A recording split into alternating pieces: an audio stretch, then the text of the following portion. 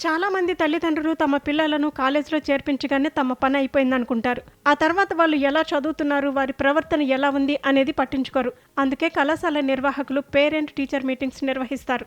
అయితే చాలా సందర్భాల్లో ఈ మీటింగ్స్కు కూడా కొందరు పేరెంట్స్ అటెండ్ కారు. అందుకే ఓ ప్రభుత్వ జూనియర్ కళాశాల అధ్యాపకులు వినూత్న కార్యక్రమానికి శ్రీకారం చుట్టారు. పేరెంట్ టీచర్ మీటింగుకు అటెండ్ కావాలంటూ వాట్సాప్ మెసేజ్లతో సరిపెట్టేయకుండా విద్యార్థులు ఇళ్లకు వెళ్లి ప్రత్యేకంగా వారిని మీటింగుకు హాజరు కావాలని బొట్టు పెట్టి మరీ ఆహ్వానిస్తున్నారు. ఈ ఘటన జగిత్యాల జిల్లాలో జరిగింది. జగిత్యాల జిల్లా మల్యాల ప్రభుత్వ జూనియర్ కళాశాలలో సెప్టెంబర్ 26న పేరెంట్స్ టీచర్ సమావేశాన్ని ఏర్పాటు చేశారు. ఈ సందర్భంగా కళాశాల అధ్యాపకులు స్వయంగా విద్యార్థుల ఇళ్లకు వెళ్లి విద్యార్థుల తల్లిదండ్రులకు బొట్టు పెట్టి పేరెంట్స్ మీటింగుకు రావాలని ఆహ్వానించారు. జోరు వానలో రెయిన్ కోట్లు ధరించి మరీ వెళ్లి ఆహ్వాన పత్రిక అందించారు.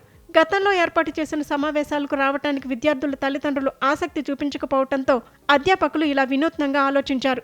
బొట్టు పెట్టి కళాశాలలో నిర్వహించే విద్యార్థుల పేరెంట్స్ సమావేశానికి హాజరు కావాలని కోరారు.